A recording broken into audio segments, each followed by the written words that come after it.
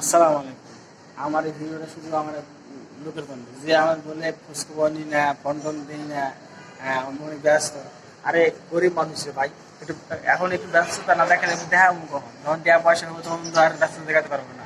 এখনই দেখাই টাকা, মনে করবো যে এখনই বললো বললো কোনো ভাব মনে হবে, যেহেতু গরিব আমি। হ্যাঁ, ব্যস্ততা দেখানো লাগবে, এই জন্য একটু ব্যস্ততা দেখাই, যাতে আমাকে বড়লোক মনে হয়। সবসময় ব্যস্ত থাকি আর কি, কোনো সব ফ্রি থাকতে চাই না।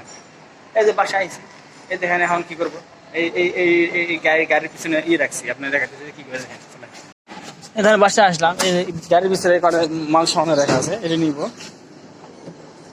যেমন এই যে রশিদে রাখা আছে, এখন মনে করেন রশিদে কি করবো, চলুন রশিদে কি করি সেটা দেখাই, চলেন।